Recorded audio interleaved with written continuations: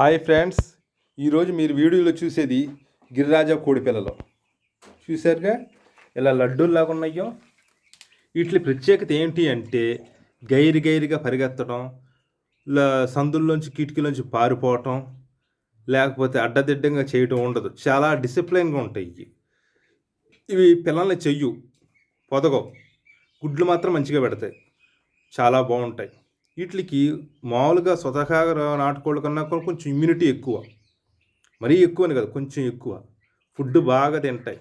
చూడండి ఎంత నీట్గా తింటున్నాయో, తింటాయి. నేను ఇక్కడ షెడ్ లాగా ఉన్న చోట పెంచుతున్నాను. పిల్లుల భయం, కుక్కల భయం లేకుండా ఉండడం కోసం వీటి కోసం వడ్లు ఇలా బాటిల్స్లో పెడుతుంటాను అన్నమాట. ఎందుకంటే ఎలకలు అలాంటివి రాకుండా. వచ్చినా కూడా ఇటు ఎలకలు తిరుగుతుంటాయి. అయినా ఇంతవరకు ఒక్క బాటిల్ కూడా కొరకలేదు. వర్షం వచ్చినా కూడా తేమ లోపలికి చేరకుండా ఉండడం కోసం ఈ సెటప్ చేశాను అన్నమాట. ఇక కోడిపిల్ల విషయానికి వస్తే వాటర్ చూడండి, స్టీల్ కంచం. నేను స్టీల్ కంచంలో పెడతా.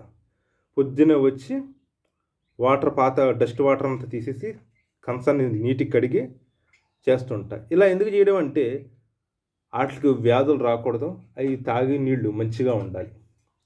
మీరు ఇలా చేస్తున్నారైతే కామెంట్లో చెప్పండి. Bye friends.